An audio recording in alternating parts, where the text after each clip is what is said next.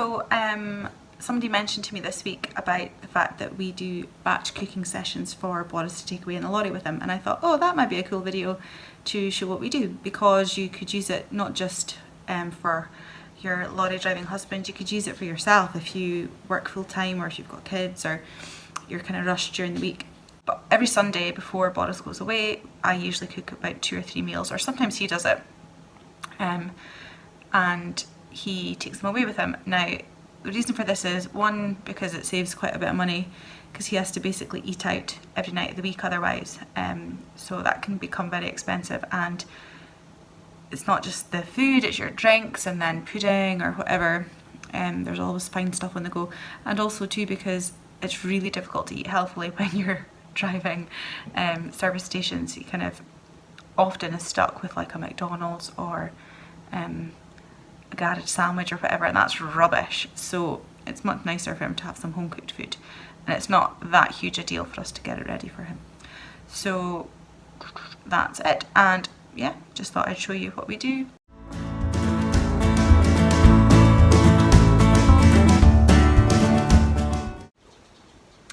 So the first meal I'm making for Boris to take away with him in the lorry this week is some fajitas. We're actually having them for tea tonight. It's Friday, and so I thought I'd make lots and pop some in a freezer box and he can take it away.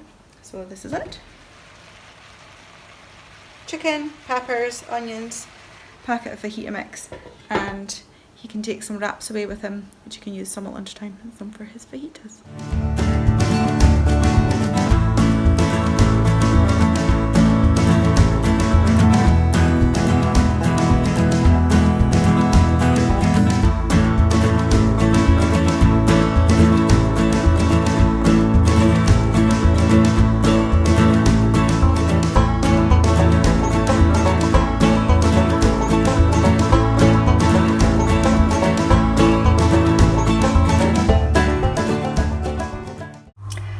So I'm still in my pyjamas on Sunday. I've painted a couple of doors, and now I'm doing some more cooking up for Boris going away on Monday morning. So I've stuck some corn on the cobs in because they're good to go with some meals and things. And now I'm just about to cook some pork steaks. They've been marinated, not by me this time. They're from Aldi. Chili and lime,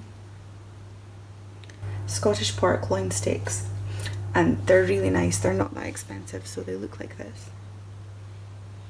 And all I've done is heat up our pan.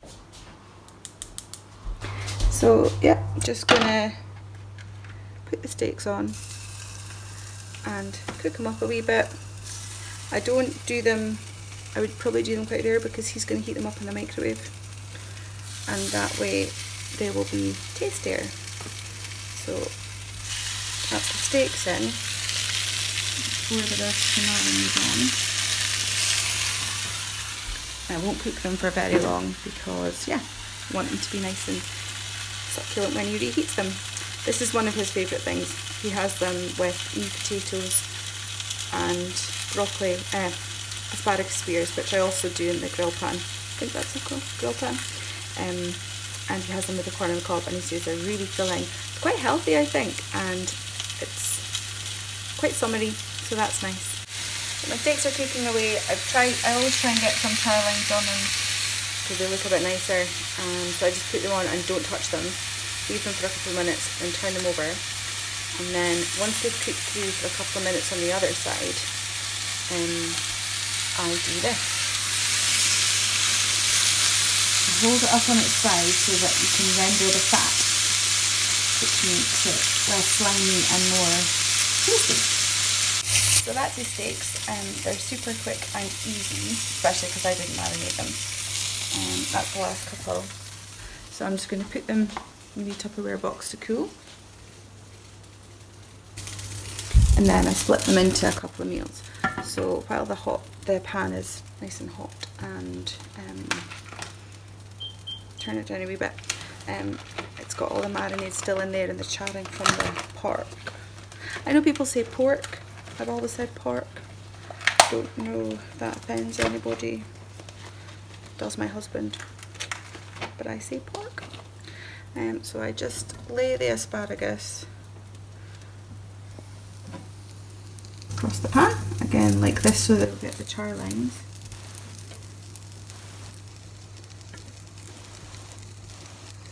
And I just leave them for a couple of minutes. I've turned it down, it's still smoking. Leave it for a couple of minutes to char, turn them over, and again I want them really al dente so that when he reheats them they don't go soggy and rubbish. And he's had these for a few weeks now and he says it's delicious, his favourite meal.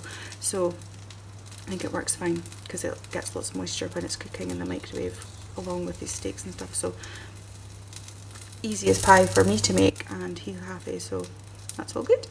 I mentioned he has these pork steaks with asparagus, corn on the cob and potatoes. So these are another great Aldi find. They're herby baby potatoes. They microwave in 7.5 minutes, and what he does is he just splits the pack in half and has half with 2 steaks, a cob and asparagus, and then he'll have another half the other day. And he says it works fine, it doesn't have to cook for as long, and they are delicious. So that is really handy for us. That's as much cooking as I'm going to give them, just so they've got a bit of colour, they've gone nice and green, and then take them out and pop them to cool with his steaks.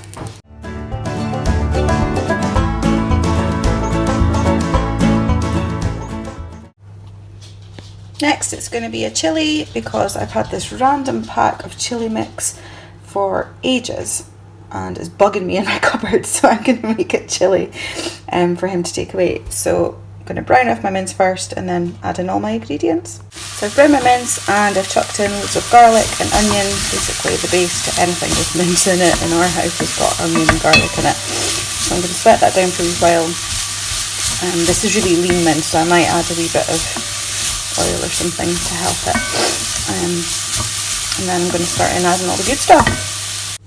So to stretch the mince out and to make it a bit healthier, I always add grated carrot. I love loads of well, if it was for me, I would be having vegetarian chilli. I like it with sweet potato or butternut squash cubed up, and grated carrot, lentil.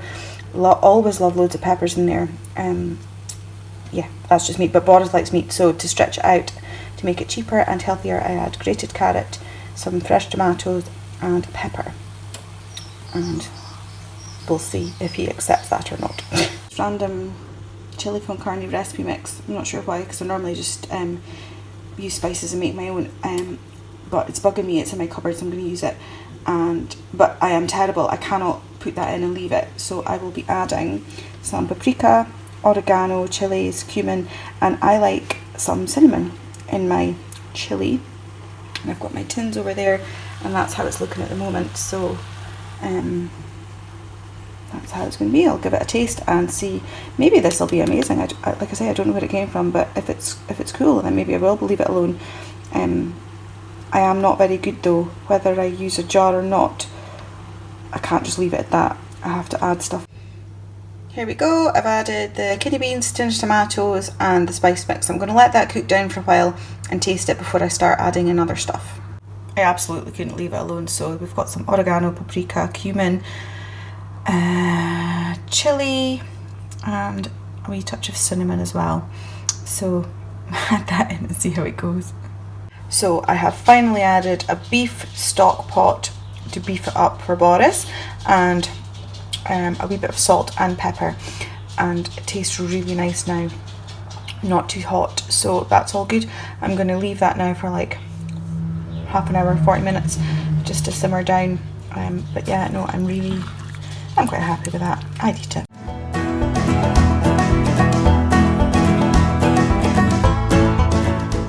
So I do these the same as I do my corn on the cobs. I get sheets of foil, I spray underneath with some spray oil, put the potato on or the cob, spray on top, and then I sprinkle the potatoes with salt. For the cobs I do with salt and pepper and a bit of garlic, but for the potatoes I just do salt. And then I wrap them up and stick them in the oven. For these as well, I wrap them up so there's like the bunches underneath, because sometimes if you don't do it that way the bottoms can get burnt, but there's a bit thicker between the heat and the potato if you do it this way. So instead of getting little burnt bottoms, the potatoes will be just fine.